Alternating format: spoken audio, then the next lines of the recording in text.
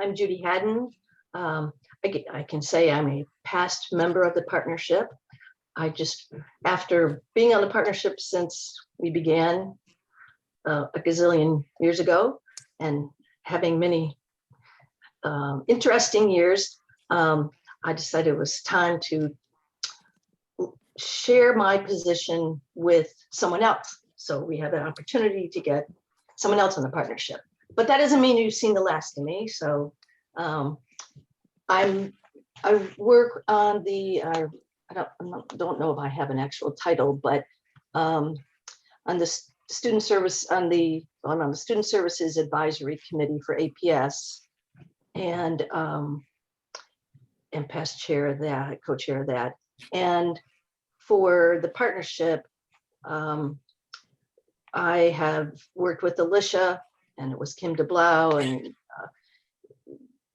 Kirsten Pickle is helping us on youth mental health and wellness. And we just had a meeting, a very interesting, good meeting this week. So I can tell you more about that later. Thank you. Great, thank you, Judy. How about Mary?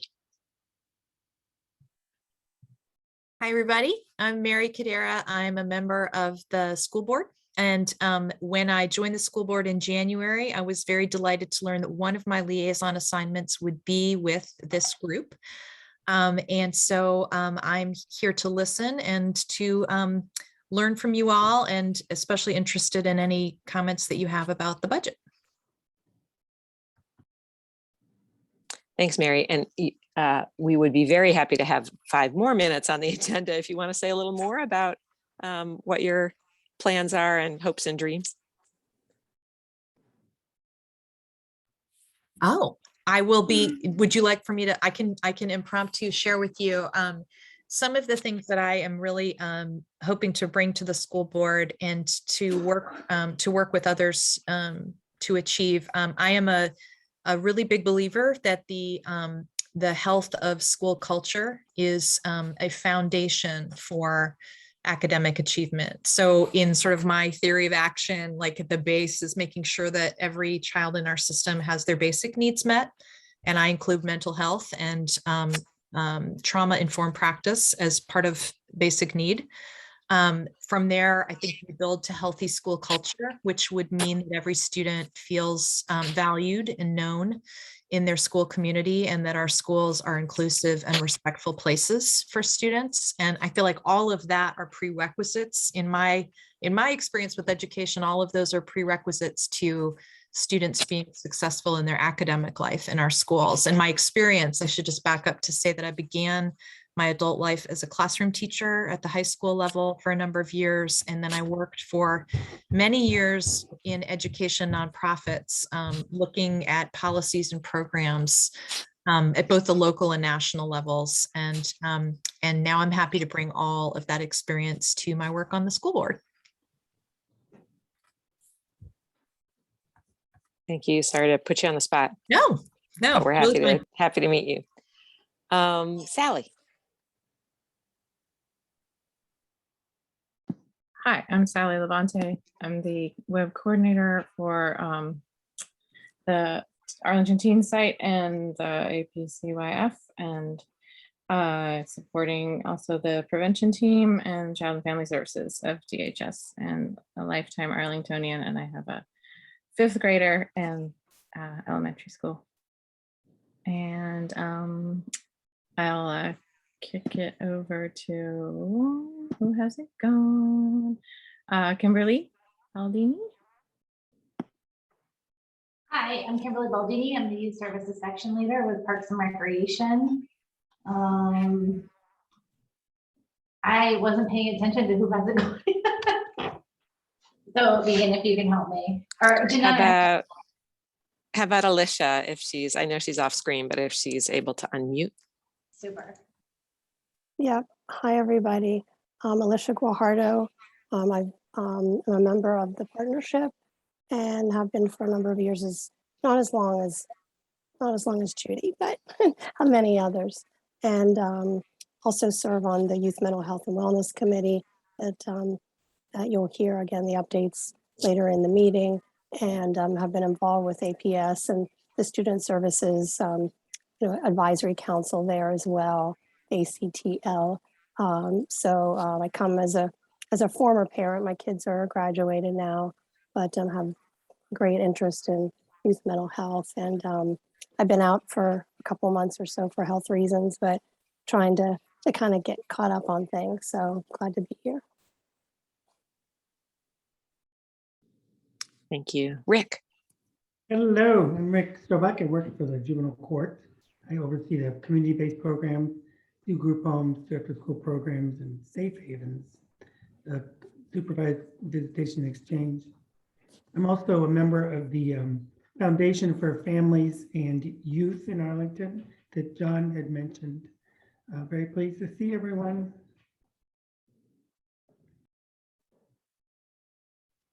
Thanks, Rick. Janetta.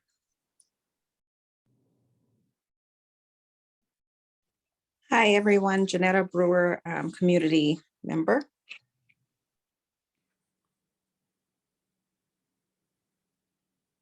Thanks, Janetta. Grace.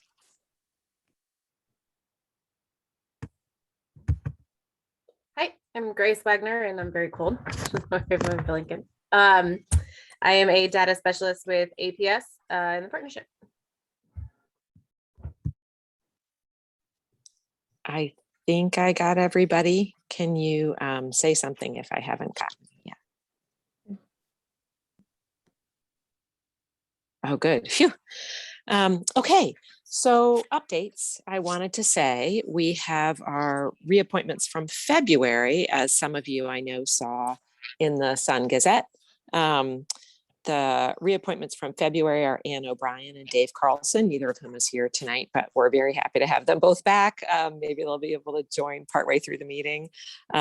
So they had served on the partnership for prior terms and we're happy to join again. I'm very pleased to get them both back. Grace, do you have any updates? I'm sorry I didn't put you on the agenda, but do you have any updates for us before we keep going? You want to just talk about data just all Yes, night? please. Everyone? Just a few things. So there still is no date for VYS data. It is expected sometime in April, but they are already expecting a delay. The CDC technically does it, and we all know they're a little busy doing other things. So I did reach out last week and the answer was we expect it in May, but we also expect it to be delayed. But so that's where we are with that. Your Voice Matters has launched. Again, that's the one that is solely APS. It is administered to students in grades 4 to 12, all FTE staff, and all families that have a student anywhere enrolled in APS. We have not gotten a lot of feedback, which I honestly think is a great thing, which means the community is used to it. We're not, I mean, that said, if feedback has gone to Panorama, who is our contractor, I may not have seen it yet. But through Engage, haven't seen anything other than I don't have my link. So we are troubleshooting there. Schools are administering it. Families are taking it. Staff is taking it. And yeah, we're hoping it will be done before spring break, but we do already have some thoughts about extending it. However, let's just plan to be done with spring break because that's when we're going to reach our goals. High expectations. But that's what I have for you. So honestly, Your Voice Matters is going pretty smoothly. Just like that is great. So yay. And Grace, I think I just saw an invite or an email in my email today or yesterday on the SEL. Are you working on that one as well? I am. The short answer is no. The long answer is I was, but for logistics, anything to do with data, how that data is going to be used, who gets to see the data, how we're gonna, what, anything to do with that, all needs to go through Laura Newton. We helped logistically, mostly because the timeline was also kind of going with Your Voice Matters. So SEL launched this previous Monday, and we were there to help them, communicate with Panorama, because it's also going through Panorama, my little trio team at APS. But at the moment, I can't see response rates. I have nothing on my dashboard. So it is no longer, I actually was also removed from the planning meetings because it all now goes through Laura Newton's office. So, yeah. Thank you. Then I'll stop quizzing you on that one. Oh no, I mean, I as long as my answer as long as you will accept, I don't know, we're good, because I don't know. All right, perfect. Then I don't have to remember not to ask. Can I jump in on real quick on that SEL? I did invite APS to present today, and Dr. Devaney wanted to come, but she was not available. Just a time conflict to talk about the SEL survey. So perhaps we can have her on the agenda for the next meeting. Yeah, that's a really good point. Dr. Devaney is also big on the planning side and the data side as well. It's Laura Newton who I end up talking to, but yes, Dr. Devaney is also part of that. So 2 people in our regular meetings that know a lot more about SEL than I do. So.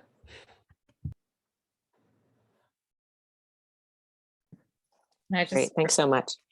Go ahead, Seth. I just cropped from the superintendent's message, the one today. There have been like 5 or 6 about FPL. So yeah, it goes to students. You'll get your individualized student report. And that is, yeah, so that's why it's in a completely different arena. But just a side note, there's not like a ton of you here, but if you are an APS parent or no APS parents, please fill out the survey. Yeah. Sally, I'm looking at you. I did mine Monday morning. I took the whole day off to do it now. It takes like, Oh my takes gosh. like 20 minutes. I'm kidding. I took Hey, the whole that's really good feedback to know that it took you all day. I know. That's something that I need to know. She'll take that back. I will take I that take back. it back. It was about 20 minutes, like they said, 15 to 30 was a very excellent prediction. It was 20 minutes. I felt good about myself. And I texted 3 friends to tell them, did you get your invitation today? You should really do it. Yeah, great. Can I jump in really quickly? This is Mary. And wearing my parent hat, I also took the survey as I got the survey as a staff member and a parent. I was gonna say you should get it twice then. I did get it twice. I filled it out as a parent.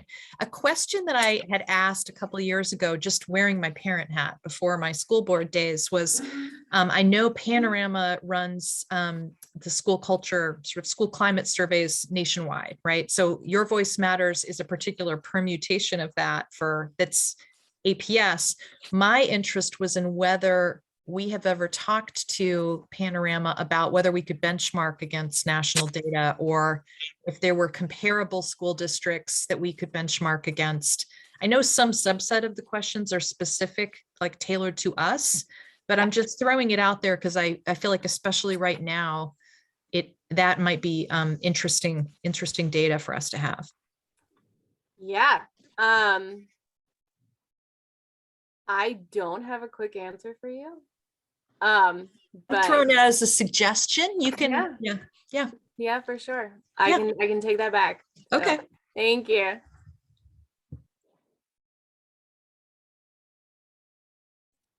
I think that reminds me of a discussion we had when we first heard about the SEL. So I think it's picking up on that theme. So that sounds like a great topic we can raise with Dr. Devaney when she's able to come join us. I will turn it now over to Leslie. Thank you again, Leslie, for joining us. And Leslie is going to present, and I'll let you decide, Leslie, if you want interruptions or if you want people to wait till the end of your presentation. But we will have time, plenty of time after your presentation to ask questions. Yes, absolutely. Anytime you have a question to ask, please interrupt. happy to take any questions at any time. I'm going to run through the superintendent's, a pared down version of the superintendent's proposed budget presentation from February 24th. And when I say I'm going to run through it, I'm going to run through it. Because I want the discussion to be more the centerpiece of this budget discussion. So, all right. Next slide, please.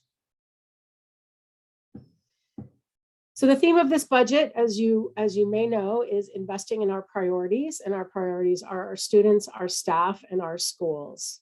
Next slide, please.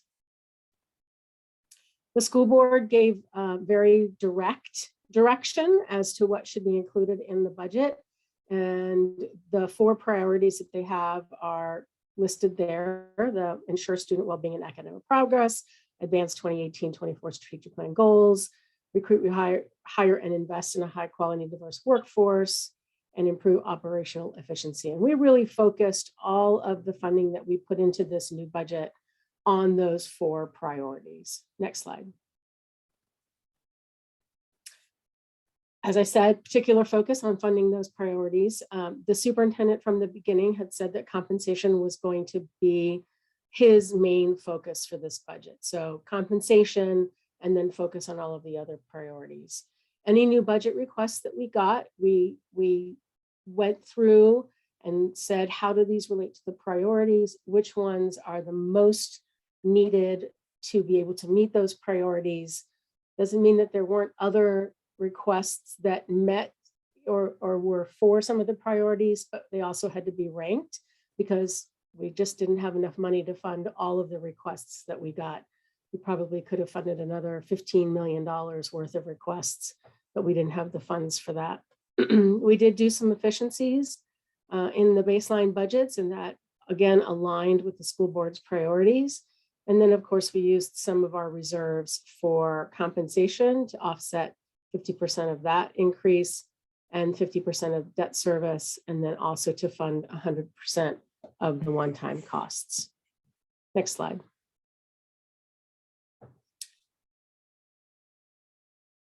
So the total budget is $746.1 million, which is an increase of 6.4% over this current year's budget. Next slide. I'm going to go into some of the highlights that we put into the budget around each of the priorities. And for priority number 1, ensure student well-being and academic progress, we have put in some highlights. Next slide, please. We invested about $20.7 million into providing some of these fundings to address priority number 1, including class size reductions, both at the elementary and the high school level, as well as funding a new middle school planning factor to account for the teams model at the middle school. There were a number of increases in staffing and services for our students with disabilities. We provided some additional resources for our English learners, and then we added some student social, emotional, and mental health supports, as well as instructional resources and supports for all students. So a large investment in priority number 1. Next slide. Priority number 2, which is advancing the strategic plan goals with a focus on innovation and equity. Next slide. We invested about $300,000, and those went to the Office of Diversity, Equity, and Inclusion, although it is school-based, policy support, and expansion of our sustainability program. Next slide, please. Priority number 3, which centers around our workforce and ensuring that we have a high quality and diverse one. The first bullet is the big one: develop a phase plan to ensure all salary scales and benefits are market competitive and sustainable. And we have taken the very first step on that path. It is a very large step on that path, but it's only a first step. Next slide, please. So to address the priority number 3, we did a compensation study last fall. That the recommendations from that came out in early December. We had a work session with the board around that. We implemented those recommendations in the superintendent's proposed budget, and that totaled about $33 million. And then the superintendent added one other piece, and then we're establishing the collective bargaining office. So all told, for priority number 3, $33.5 million. And that's really the bulk of what we've invested into the budget. Next slide, please. And last but not least, priority number 4, improve operational efficiency. I can't talk tonight, sorry. Next slide, please. So under this priority, we funded some network infrastructure and technology supports. We made some system-wide operations improvements. And then many of you know that our old Ed Center building is now being redone so it can be used as instructional space.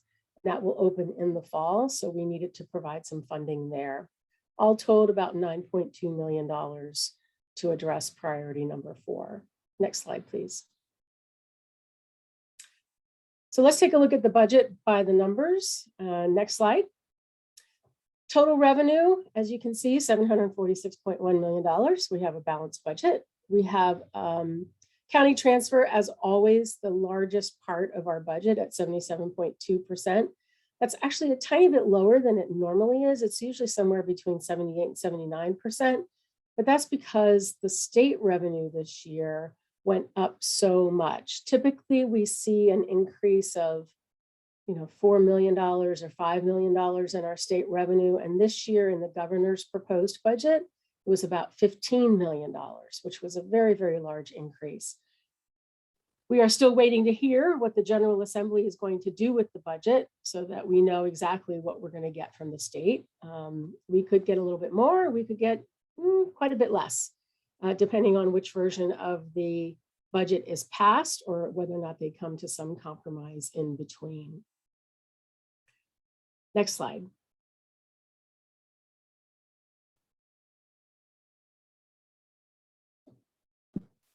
Sorry, did that work? No, there it is, yeah.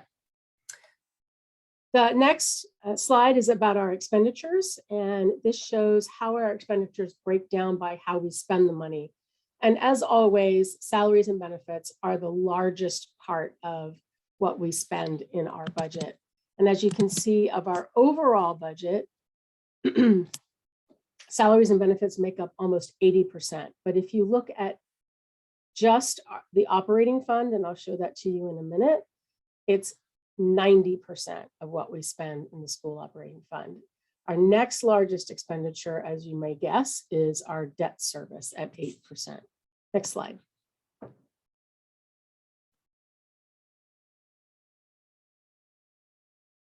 And then this is how all the funds are distributed across the funds that we put them in. So we have 8 different funds, one of which is our bond fund. That's not in the annual budget. This is our annual budget funds. And the school operating fund, as you can see, which is the daily operations of our schools, is 84.4%. Again, 90% of that 84.4% is salaries and benefits. And then debt service, again, the second highest. Next slide, please.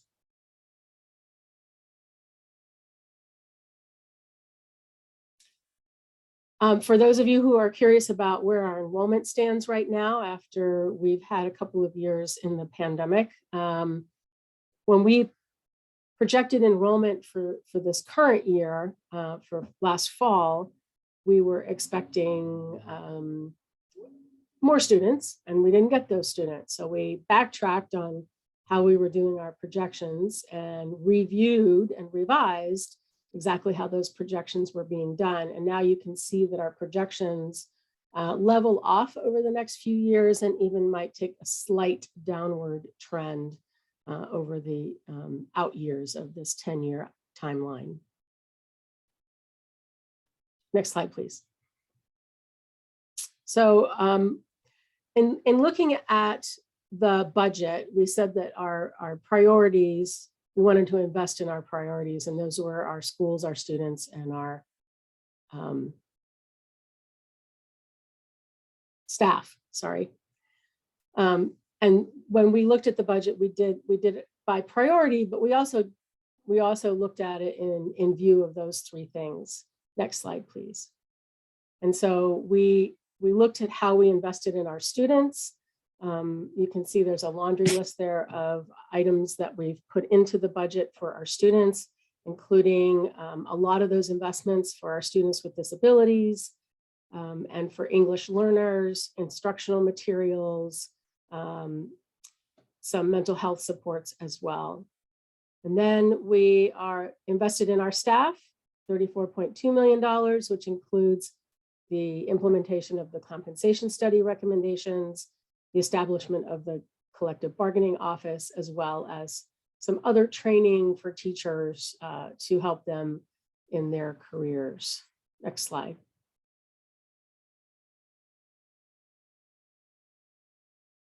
For our schools, a lot of changes in planning factors to reduce class size. As I said before, the new middle school teams model, elementary reading and math coaches, a lot of different things that we've added specifically at the schools to provide the supports that they need there to help our students and our staff both.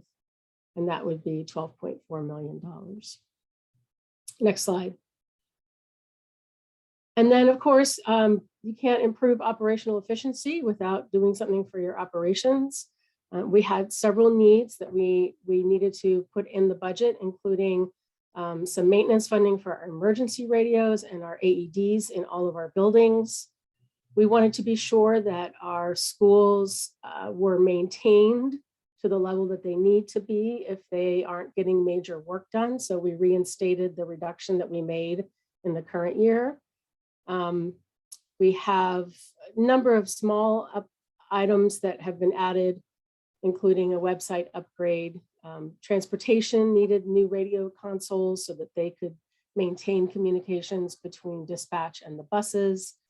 And then we have increased contractual obligations, which includes our debt service going up next year based on what the school board approved in their CIP last year. And of course, increased facilities maintenance costs. Next slide, please. This is where we are right now with the budget. On the budget calendar, we've gone through the first 4 work sessions. The last one was last night.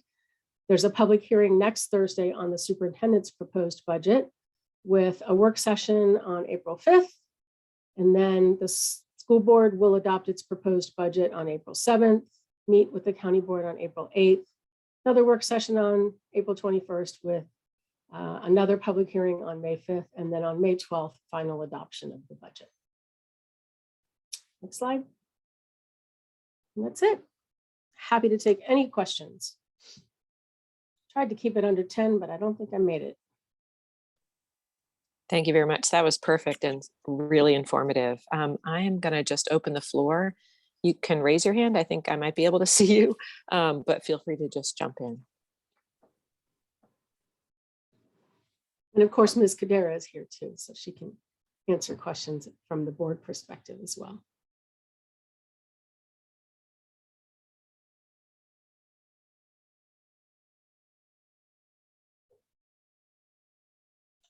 All right, so no one has a question, but I know this is running around in the land, as they say. There's been some conversations. I know I've had the question that we've been asked, and we will have a response out, I think, this week on that.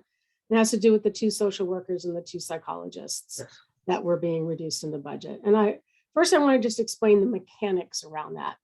Because social workers and psychologists are provided based on a planning factor, which means that we provide social workers and psychologists at a ratio of 1 psychologist or social worker to 775 students.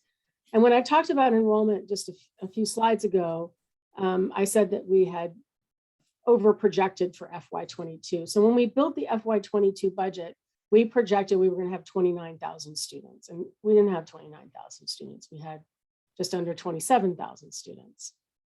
So we had too many people in the budget for the number of students that we had. In doing the FY23 budget, where we're projecting just a few more students than we have right now, we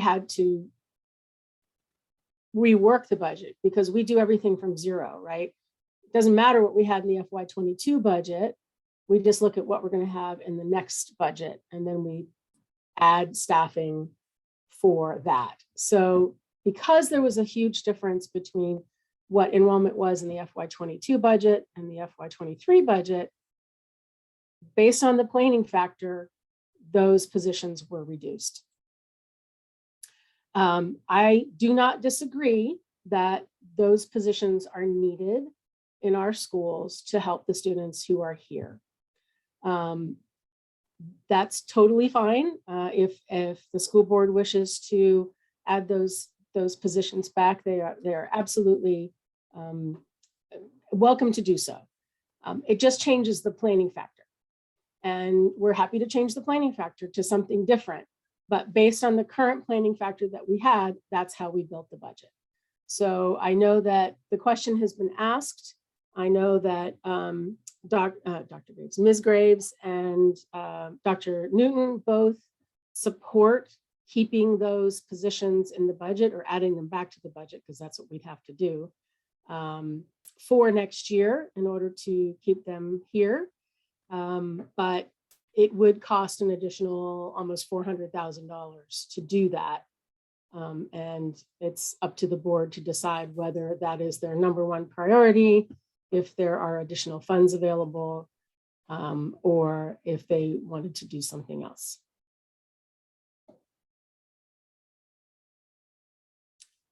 John. I had a couple of questions. One relates to, I'd like to know more about the new SEL position and the responsibilities there. I understand there is one. And I wanted to know which of the school expenditures are tied to a planning factor and some examples of a few that are not. Let's see, let me take the second part first. I'm not sure what SEL position you're talking about, so I'm going to have to think about that while I talk to you about the other things. For our schools, elementary, middle, high, all of their resources, 99.9% of the resources that they get every year are driven by planning factors. So when we look at a school like Gunston Middle School, we look at what Gunston has as far as enrollment and all the different types of enrollment that they have, whether it's English learners or students with disabilities or their free and reduced price lunch percentage, all of those things. And then we plug in those numbers to the calculations that we have, and it basically spits out, with some manual interference, exactly what Gunston Middle School should have as its staffing and materials and supplies for the coming year. One of the few things that doesn't follow a planning factor is the funding that we provide, known as exemplary projects. Any school that has an exemplary project, which is almost all of them, receives funding outside of the planning factors for that exemplary project. And that was something that was done prior to my arriving in Arlington almost 15 years ago, and has just stayed that way through the years. It was based on the school's proposal that was submitted to curriculum and instruction back then and approved, and that is the funding that they've got. It's been reduced some over the years, but that is not something that's planning factor allocated. Other than that, I honestly can't think of anything else within our purview that is not provided by planning factor.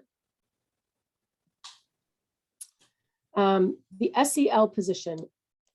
I think maybe what you saw on the screen was SEL Screener. And that is actually a software that they use to screen students to determine whether or not they need additional services. I think that's what Grace was alluding to earlier. It's not. I'm sorry. Okay. Well, we So did talk sorry. about it. That's the one you're not in, not your voicemail. I actually don't know what that software is. That could be the Panorama thing. There is a new position, an SEL person, that is in, I believe, the Office of Diversity, Equity, and Inclusion. The person has been hired. I do not know them. I'm talking like last week. But Dr. Devaney has been working with her, as has Dr. Newton. So the next time we speak with them, we can get a little more information from them. I have only run across them in passing, this person in passing, but yes, there is a position, and I believe it is in Diversity, Equity, and Inclusion Office. That's very possible. I am not 100% up to date with the staffing in that office, but I do. We have not added a position in next year's budget for that.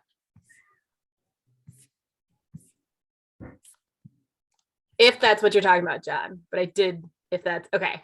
Yeah. I didn't know enough about it. I didn't want to bring it up because again, this person works more closely with Dr. Devaney and Dr. Newton. But if that's what you're referring to. Yeah, I was interested in what that person would be doing, working with staff or students or computer programs. I mean, I don't know either. because SEL is clearly labeled in the budget several times. And there was a line, in fact, SEL and mental health support. So back to the -2 question on staff. Can you say any more about any new mental health support that's in the budget that isn't labeled as such? Because it was on one of your slides that there's additional mental health support. I'd be interested in what that is. I know that there's the usual things that we add to the budget based on planning factors.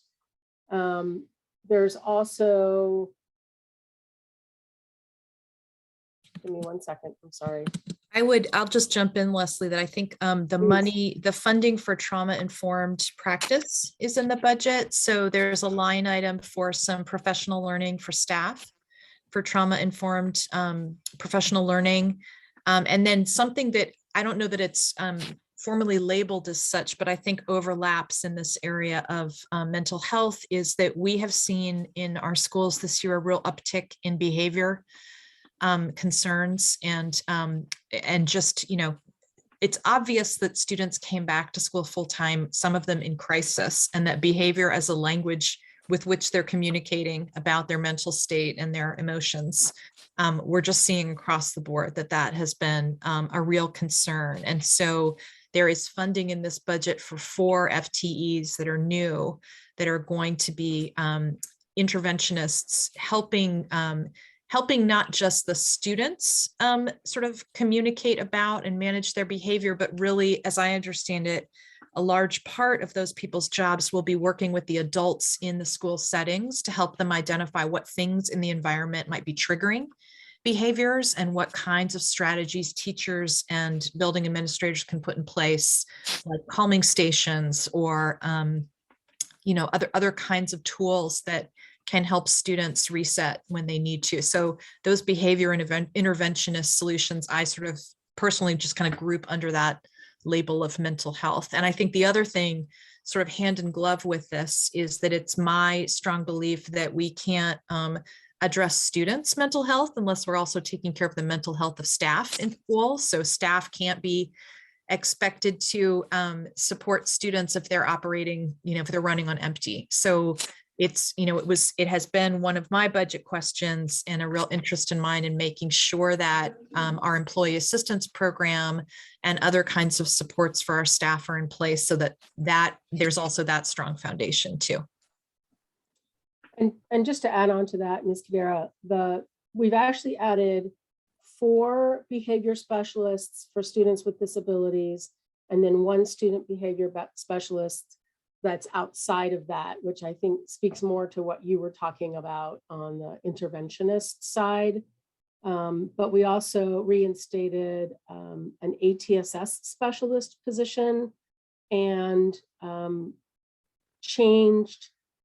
converted the ATSS supervisor position to 2 ATSS specialist positions to bulk up the number of specialists available to help students.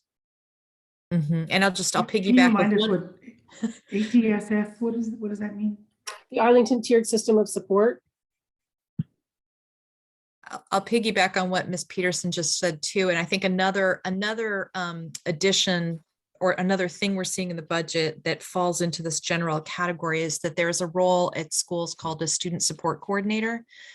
And the aim is over time to have a dedicated person at each school who is the student support coordinator. And this coordinator's role is to try to be a conduit for students and their families when there are issues that are arising for students. Sometimes those are behavioral, sometimes they're academic, sometimes there's signals that there may need to be evaluation for learning disabilities. But this person is they're in place, I think, Leslie, I think it's 17 of our schools now, it may be more, but the addition this year will be an addition of 7 and then 4 next year. Yeah. So the goal is over time that we'll have one of these people in every school so that they will be also kind of boots on the ground to help support mental health issues that can manifest in different ways in schools. I need to ask a question. Sorry, I can't find my thing, how to put my hand up. This is Judy. And then maybe for Mary or maybe for Leslie, on the 4 FTEs, the interventionists, how are they linked to this student support coordinator? And where do they fall in terms of senior staff, or what departments do they fall into in APS? Where do they work out of? The behavior specialists that are being added for special education are in the Office of Special Education, which is in the Office of Academics. Okay.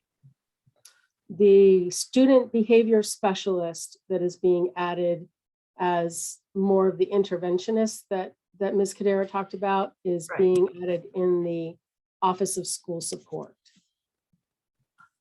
Office of School Support. And where does that fall under which? I can't remember. I'd have to get the chart out.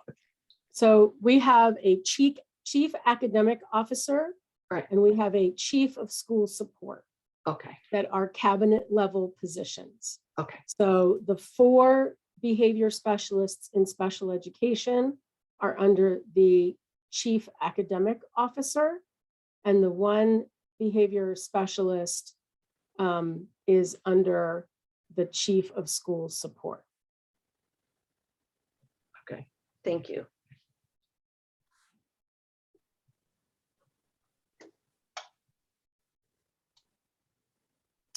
Can I ask for the 2 and 2, are these vacancies currently, or are they people? I do not know the answer to that.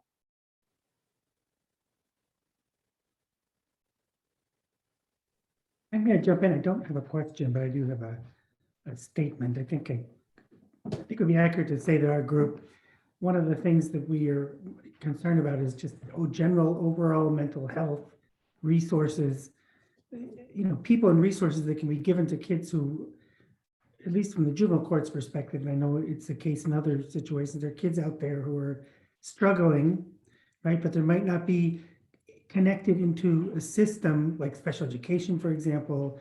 They might not be, high performing students, sort of getting by under the radar, but we're seeing lots of issues of, truancy, not full truancy that would, count toward something that would bring you to court, but like skipping classes chronically and not doing well. Substance abuse, I think there's a lot of, we're hearing all sorts of stories about people using edibles and things like that.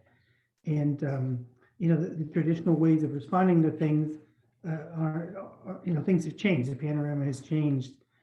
I think among this whole group, we could say that this concern for the mental health, the mental wellness of all these kids, the relationships they have with each other, the impacts of COVID is something that, we want to support, especially the bigger level, because, Leslie, I'm involved in the county budget process with our stuff. I know when you're doing the numbers and you have your factors to do things, that's the only way to pull together a budget like that. And it is not necessarily always the financial person who has to be making these decisions about what students, the community, parents, and families need. So I also want to take a moment to thank you for coming and offering us this presentation, because we're getting a lot of questions that you know of, but you're not dealing with that yourself in your financial role. So, but I would say that we definitely want to support students and families, children, youth, and families to thrive and to return to maybe how things were and to improve, and also to address the issues that have come up during COVID. So that's my statement. But I really appreciate both of your coming to hear us. And I understand where you're coming from. It was a big push in the budget to try to provide additional resources. I mean, one of the things that we tried to do was reduce class size so that teachers had less of a burden with the number of students that they had in their classroom. So even though it doesn't look like it's a direct mental health support or a direct student support, I think that really does help when there are fewer students in the classroom and the teacher can, has more time to spend with each student, right? But with the budget that we have, and we're very fortunate that we're in the position that we are right now, because we were not expecting the kind of revenue that we got from the county, and we were definitely not expecting the kind of revenue that we got from the state. So that really opened up this avenue for us. And one of the things that we really needed to fix was compensation for our staff, especially our teachers, our instructional staff. And that's the big push this year, so that we can fix our scales and take that first step to making them more market competitive. It's not going to be the be all and end all, but it's going to be a really good step in that direction. And I hope that will also help our teachers to know that we value their work and we want to help them and support them and provide them with additional resources. As I said, if I had another $50 million and I could put all of that stuff in the budget, that would be awesome. I would love it. But we can't.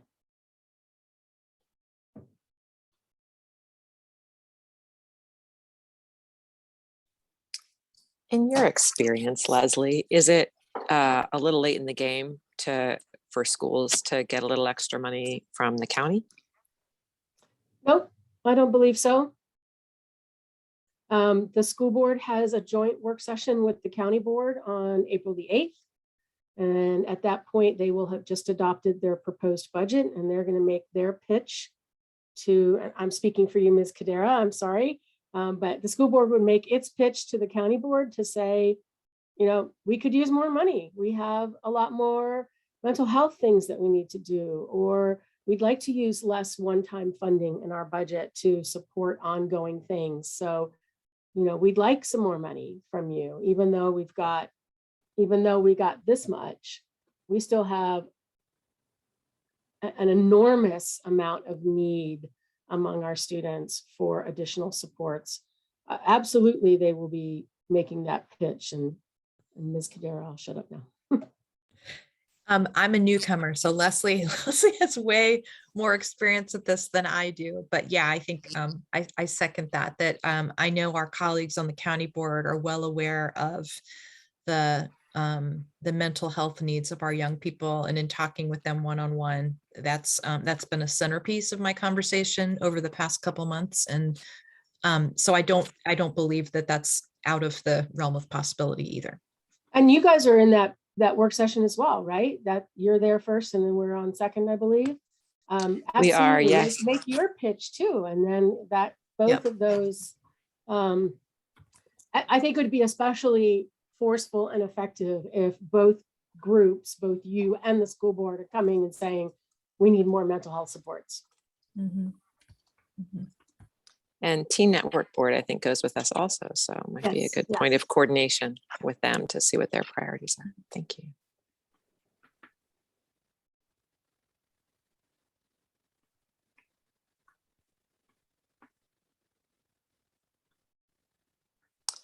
Other questions? I'm going to reshuffle the agenda slightly, but I want to make sure there aren't other questions before I do that. So I'm going to ask Judy to jump in now with her recap of the Youth Mental Health and Wellness meeting on Monday, because it is so aligned with the conversation we're having right now. Leslie, thank you. Got to I'm run. gonna leave. if Thank that's you. all right. Thanks so much. Hi, Leslie. We Thank you really very appreciate much. it. Good to meet you. See you on the 8th. See you on the bye. So Judy, Yeah. if you want to go ahead. Sure. And John and Alicia and who else was there? Sally, Megan, whoever, if I forget something, just chime in, please. So the Youth Mental Health and Wellness Committee felt like we needed to listen to, we wanted to hear from counselors, psychs, and social workers on how their perspective on how things are going with kids at school this year in terms of mental health and wellness. And in January, we focused on elementary. Well, we may have to go back and do that again because we just had one counselor there. She was very helpful and shared a lot of information with us. But this week we focused on middle schools, and with the help of Kristen McAbany and others, we have had some really good presenters, and where they really just had conversations with us. And what we'd asked them was, we wanted to hear from middle school counseling psychologists and social work leadership and staff on the mental health concerns they're seeing among 6th to 8th graders and what they're doing to assist our students and their families, and what we, the big we, can do to help. So we had, with the help of Wendy Correa and Kristen, we had Elise Kenny, who's director of counseling at Williamsburg Middle School, Jenny Lambden, who's school psychologist for Ashland Elementary, but she also is a youth mental health first aid trainer and does 504. She's a 504 coordinator around for all of APS. Christine Catcher, school social worker from Dorothy Ham. She's also a new social mentor for new social workers. And Susan Russo, who is a 6th grade counselor at Thomas Jefferson. So we had kind of a broad range of staff, middle school staff. And I'm just going to go through just a few of the notes that I took. They were with us for an hour and a half, and it was very interesting, just super interesting. And troubling, I guess. I would have to say, as far as how kids are doing. So we heard from the 6th grade counselor that they're now hearing, now the kids are back and everything, they're hearing so much that kids are lonely. They're hearing the word lonely. That's how they're feeling. And it's just, they're hearing more about younger kids getting involved with substances, experimenting, kids, in elementary. And then, Elise is she is, what did I say Elise was? Well, anyway, Elise is, help me out here. She is, what did I say? Middle school?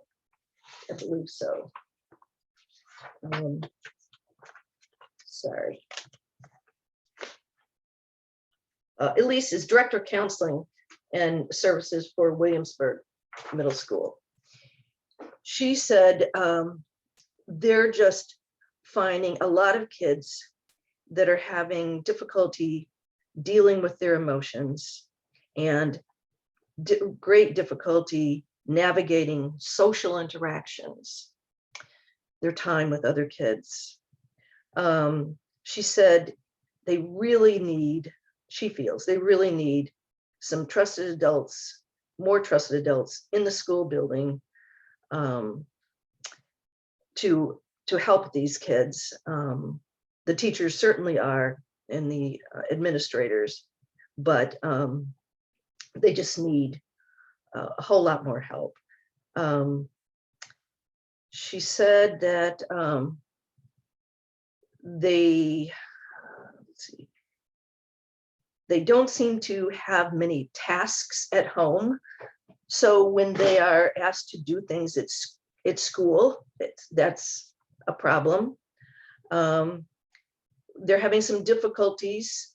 I think she was really talking about staff, finding, getting some collaboration with parents, for parents and kids to collaborate. That's, let's see, Jenny, who is the school psychologist, she is seeing great increases in anxiety among kids, excessive device use, trouble following structure time. And we find a lot of that in school, so that's a big problem. She said that parents are working really long hours and supervision of kids at home seems to be a big problem now.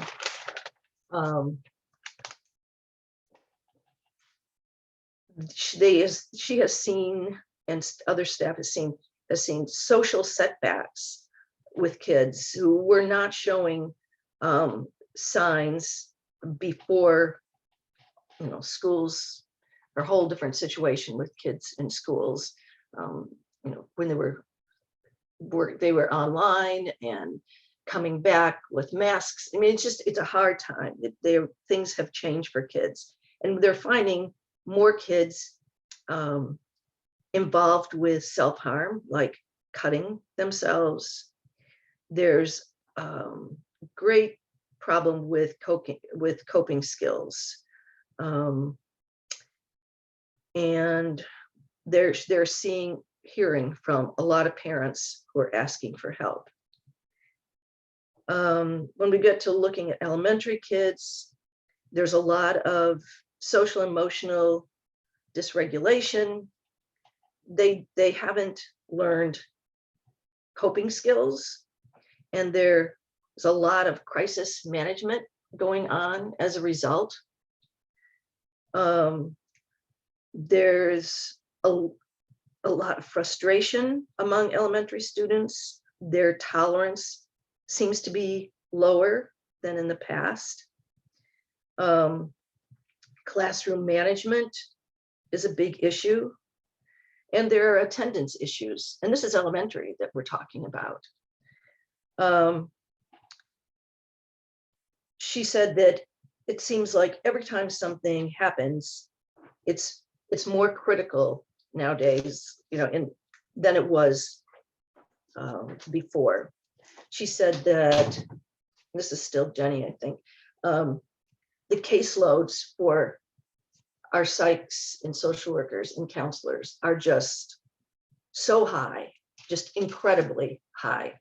I mean, the numbers, I don't have it right with me, but the number of counselors that we have when we have a group of students, the number that those counselors are supposed to serve is just incredible. It's huge. Community resources have diminished for they're seeing this, the psychs and social workers and counselors are saying that community resources are diminished for students.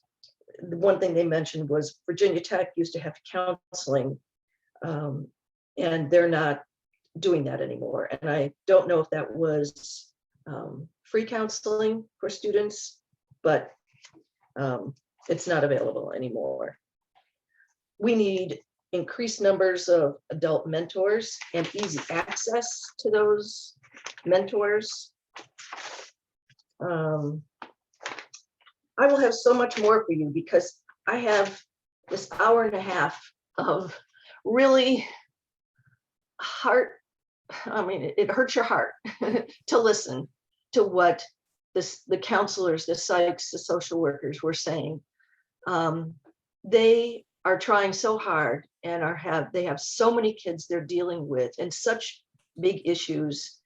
In January, when we had the elementary counselor there, she was telling us about the number of kids that just come out on the playground and sit down on a rock or on a bench and just cry. They just sit and cry, whether it's been so troubling in the morning at school and who knows what it is. But she said, and they find her and come to her, they just want to sit by her and lean against her. It's just really so troubling.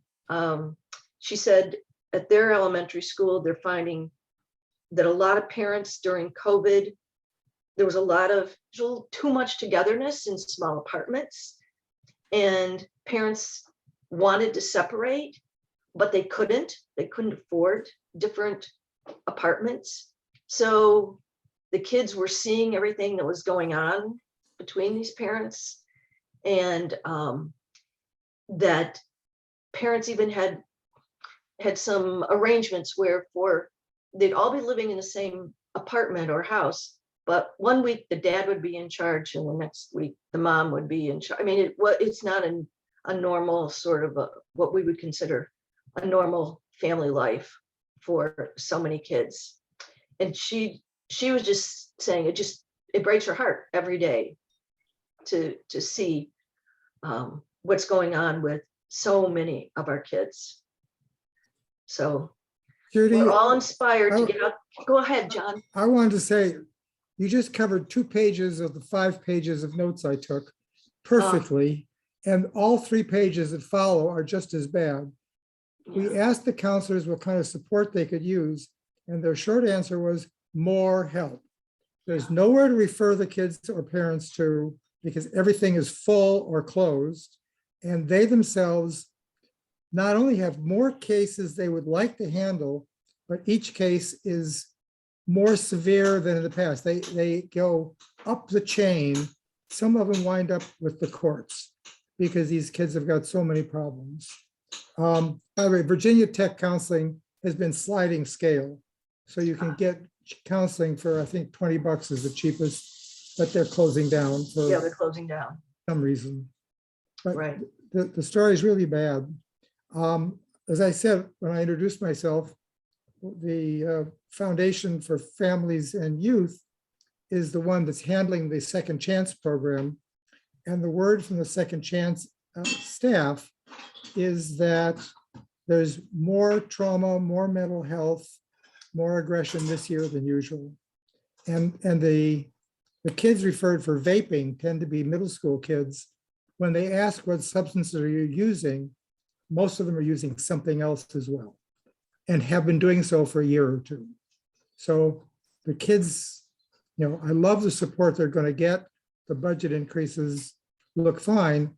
I did notice that Leslie had to bring up after the whole presentation, oh, by the way, we cut 4 people. Yeah. The budget presentation had nothing to do with those cuts. And she was honest enough and forthright enough to let us get started on that conversation. Yeah, and most people who have heard these kinds of things are asking for more, more counselors, more psychologists, more social workers. They're just spread so thin, and the kids just need so much more than they're able to get. So thank you, Megan. And I was going to say, yes, thank you so much for hitting those lowlights. And John, you hit a point or two that I was going to raise. And I want to say that one person said, they were shocked to hear that those cuts were going to be made. I think as a matter of budgeting and presentations, that might be a gentle comment to make in the future, is to bring that information forward, because it doesn't jump out. You have to really dig to find that. And it's something that's a big concern. And also, Dr. Devaney mentioned that our ratios for mental health staff may be in line with the state ratios, but they're low in terms of national ratios. And she gave a couple of acronyms, for Yeah. how those are set. Yeah, I'll jump in to say that what Ms. Peterson shared with you was the presentation that the superintendent gave on February 24th. And it was not one of my qualms is that when we talk about academic success and well-being, we meaning the school board before I joined, and I think APS overall has identified this priority of literacy and math. And I think those are well and good priorities, and we have academic ground to regain, right, especially after the pandemic. But I don't think, and I've said to my colleagues, I don't believe that we are going to make any meaningful progress on those priorities, those academic priorities, until we address these underlying conditions of mental health and trauma. And what I'm hearing, I was pulling it up right now while I was listening to this conversation from a social worker at one of our schools, echoing exactly, Judy, the points that you raised, which are about the overwhelming nature of caseloads, the fact that even though we're in compliance with Virginia standards of quality, that at the national level, we are not where we should be in terms of best practices nationally. And that we should be in a position to layer in more, not maintain status quo. And so I think, actually the request should be not simply just don't cut these 4 positions, but what are you actually adding? And one of my questions has been, as a board member, and I just mentioned this to Lynn privately, was that the funding that's been proposed for trauma-informed professional learning is modest. And I think modest is maybe an understatement in my personal opinion. And so I am also advocating with my colleagues that I feel like there's actually a step up we need to make in our requests. And I think, I can't remember exactly who asked about, is it too late to go to the county? Because I am hearing from my county colleagues that this is also on their radar. And so I really believe this is not a school problem or a county government problem. This is a shared all of us problem. And the solution needs to be a well-coordinated, shared across all of us solution. And this is not going to go away in 3 months. This is something we're going to be working through for quite a while, in my personal opinion. So I'm listening to this too and sharing the feeling of heartbreak and despair. But we also have to, force ourselves to think what the hopefulness is and what we can do. Restoring or keeping these 4 positions is not going to make the impact really that's needed.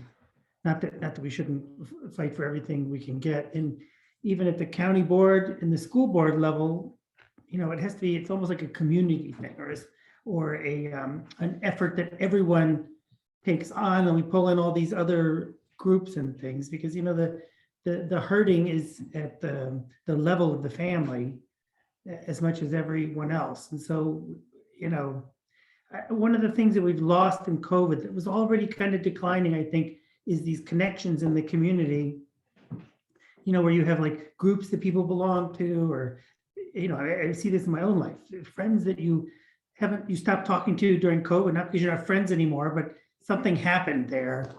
And we have to knit all these things back together somehow, at a very deep community level. So that's our challenge. That's what we got to figure out.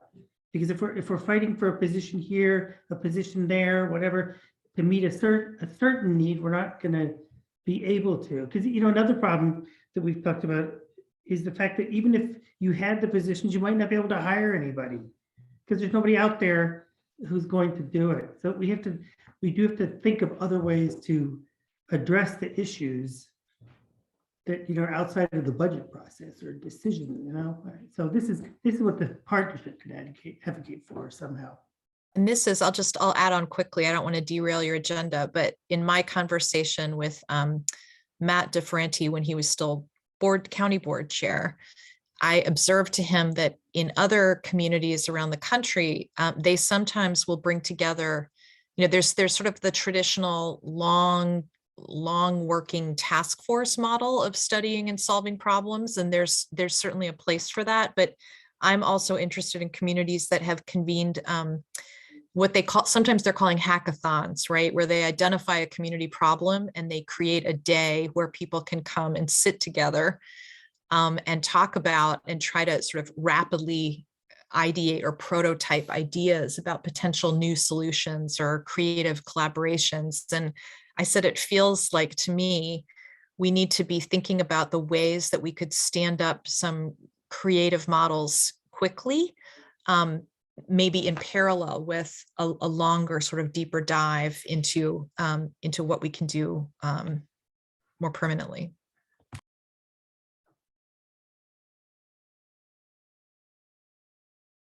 John, did you have something? You're mute. I was going to say, I'm at the moment busy reading scholarship applications. And one of the kids, I was looking at my notes and I can't find it soon enough. One of the kids spent, I think last summer, working on mental health and proposed something to the school board on more peer-to-peer support. And because it's confidential, I can't go beyond that, even if I found the note. And I would love to talk to the student and find out what the student said, but that's also not in the books. So let me just mention to Mary, you got a report from somebody at some point, and I don't know where it got in the chain. And this is saying there aren't enough mental health professionals.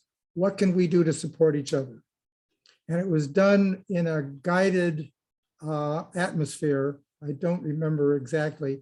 So it's probably at least a good thought from a student. And it would be worth somebody chasing down. I will look into that. Thank you for that suggestion. Mary, I was just going to mention that, the word has gotten out for sure that those 4 positions have a chance of being cut. There are a lot of people who just can't believe it when we've been talking about we need more. Our kids need more help. And I think we're going to lose confidence if we don't do something about this. There are a lot of parents who are going to lose confidence in our school board and in our administrators. Yeah, and I'll just tell you that taking the temperature of my colleagues on the board, I don't think that there is any strong chance that will stand in the budget. So I'm not coming to you worried that that's actually going to become reality. I would be extremely surprised based on my conversations with my colleagues if that were. What I hope actually is rather than the community coming to a public hearing next week and saying, please don't cut these positions, what I hope is that the community would come and say, we need more.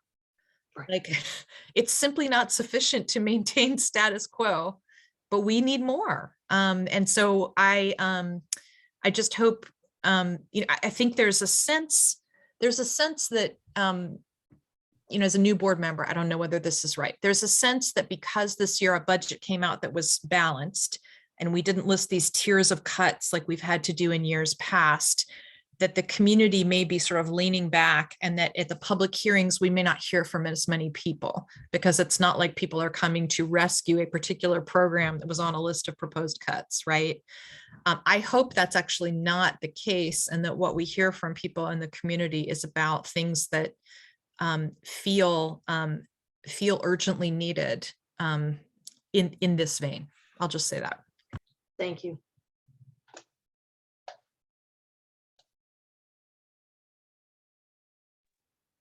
That is good to hear, and also a good tip as we put our budget letter together. I don't want to stop this conversation, so please feel free to keep offering about schools, but I am mindful that there's a county budget process, and we have several county staff here and community members who might have taken a look at that. So I'd like to turn to that. We don't have a formal presentation on what's in the county budget proposal. So instead, I would like to open it up for folks to contribute, whether there are particular things we'd like to support or not support, and maybe turn to Robin and Robert first, if there are any health related positions or highlights or lowlights that you wanted to bring to our attention. I can give the big picture overview if that'd be helpful. And I can only speak for public health. I can't speak for the county manager's proposed budget, but it was a flat year for us. That's not fair to say, because we've been getting tremendous support with FEMA funds, CDC for the pandemic response. And we have a small army of contractors we've employed, but in terms of new positions, we're getting one new service coordinator for the parent infant education program. We did hope to, and Fairfax County did this, they're adding in the proposed budget a nurse in every school. You know, that's something that's a long-term goal that we have. You know, I think APS would like that as well. I don't want to speak for them, but that's a long-term goal. Clearly, the more pressing need is psychologists and social workers. I've got a junior at HB, and he's basically validated everything that Judy shared, you know, in terms of the socialization. And I've got a freshman at William & Mary, and the kids who are graduating are also struggling with, you know, screen addiction. And just the follow-up to the pandemic, where it got worse. So, you know, it was a good year for us. You know, we've had tremendous support. You know, we started our vaccine clinics in the APS space at Syfax Education Center. So I'm not too worried about this year, but long-term, maybe it's something that we can sort of rally behind with a partnership, a nurse in every school. I do like the draft you put together for advocacy. I think it looks great. And I have a lot of sort of insider knowledge that I have to support the county's budget, and I don't want to sort of share too much, but Mark has to make tough decisions, and I don't envy him and his job.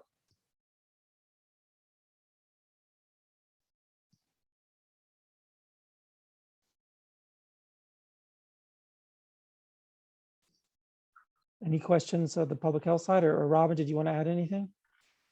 I was just going to say, to speak to those positions that you were talking about that we had hoped for eventually, to follow that model of one nurse in every school, that would give us the opportunity to focus more on chronic medical management, help with case management, outsource for resources, do more health promotion activities, really more of a community-based model and community outreach, which does play a hand in mental health as well. So they kind of all work together.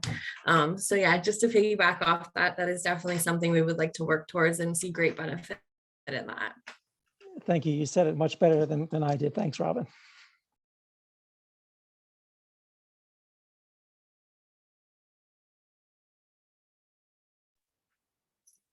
Thank you both. How about Rick? Any shortfalls? And Kimberly, I think, might still be on the call if she identified anything great or poor.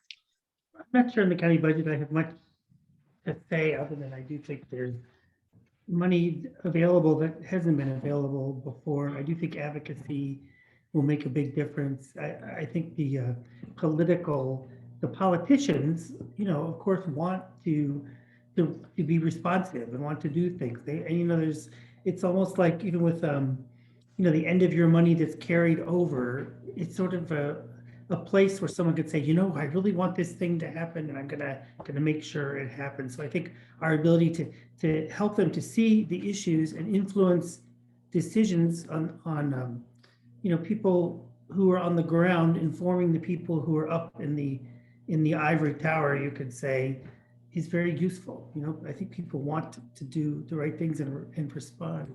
there's so many things pulling everyone in different directions, but who is not going to support the idea of youth mental health and recovery, a healthy recovery from COVID?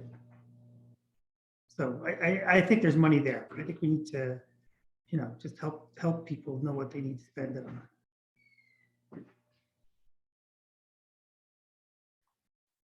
And sorry, this is Robin again. I did just want to bring up, as part of school health, and this kind of speaks to the services and what you're talking about, Rick.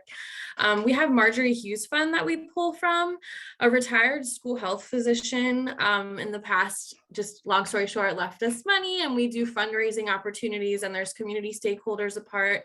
And our big focus, because we do have a nice amount of funds right now, is to assist with mental health resources, whether it be helping pay for counselors. So we're just starting that conversation. So that's a resource that falls outside of a budget for APS or the county, that we are looking to use some of those funds to assist with that. So I can take some of the ideas from this group back to that and kind of incorporate the two as well.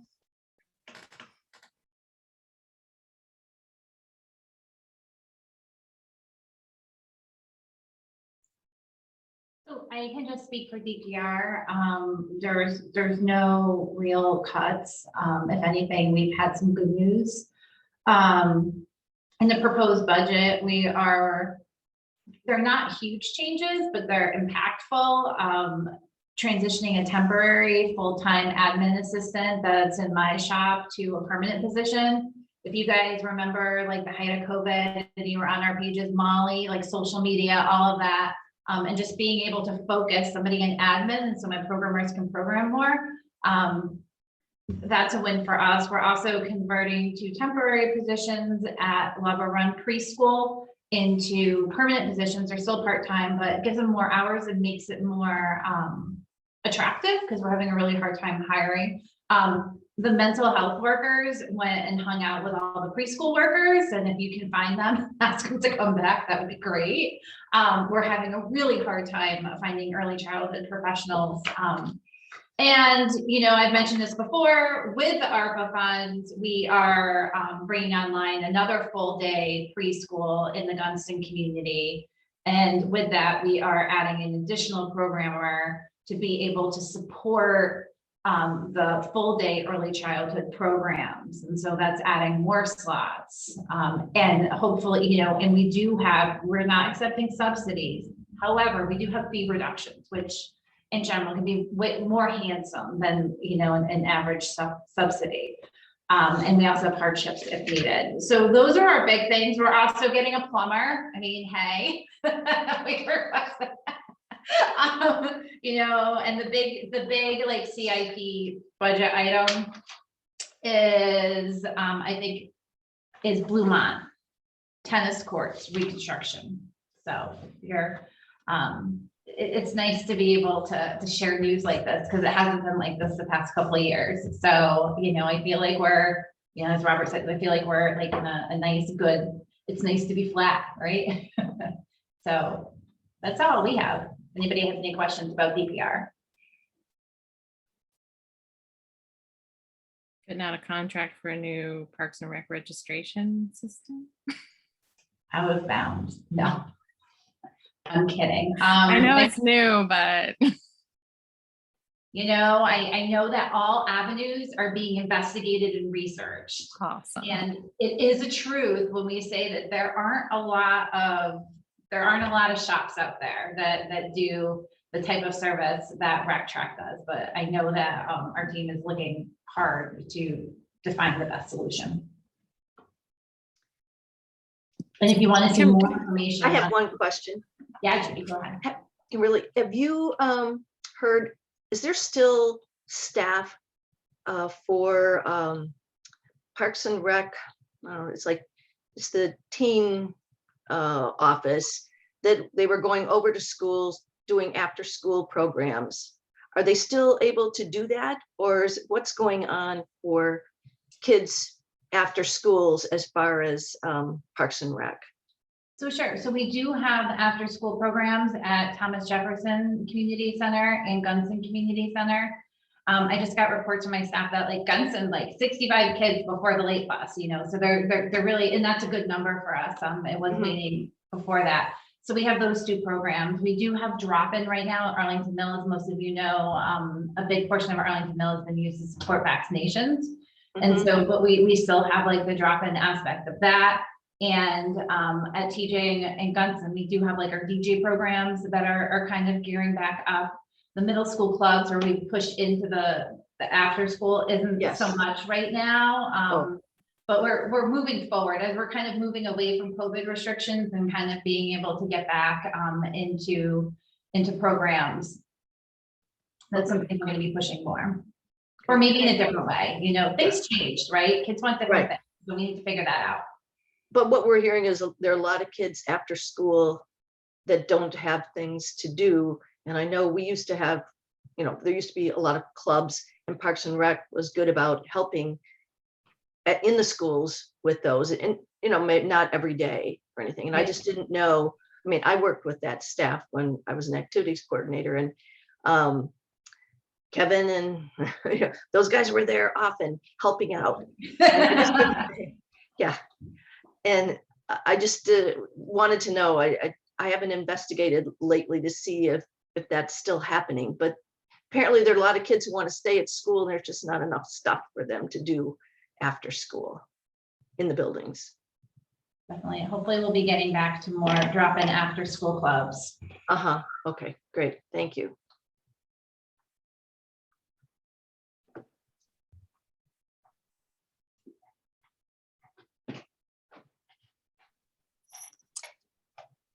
Can I ask Kimberly, if the Gunston program is ARPA funded, is it going to stick around in the future? Yes. So the plan is for it to stick around in the future. You know, we wrote the plans with understanding that this is hopefully going to be a long-term change that will be accepted into future budgets. But it's nice to get that jump start.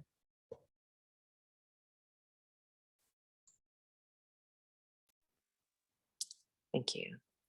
Other budget updates? I know our DHS staff might or might not have additional things to add about how things are going.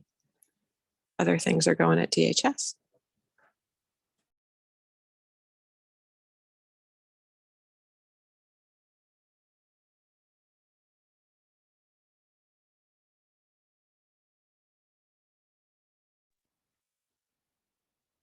All right.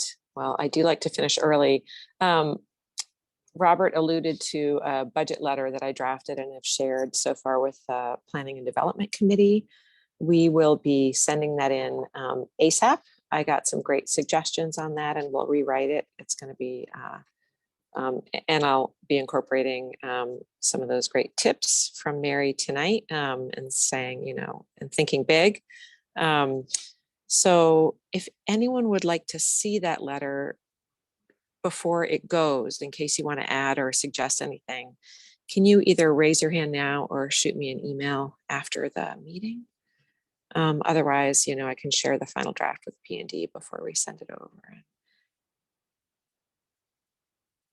Great. The focus really is on those position cuts, and I can't remember how much language stayed in there about getting nurses and health staff in schools, but hopefully both of those things. It doesn't have to be, you know, I think it's good to have a letter that looks to the future, you know, in the years beyond this budget. So I'm perfectly happy to do that as well. So great.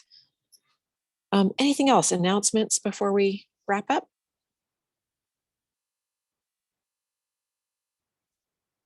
All right, everybody. It's wonderful to see you. Sally looks frozen, but hopefully she can hear us. Oh, good. I just look like that. Great to see everybody, and we'll see you again soon. Thank you. Thanks, Megan.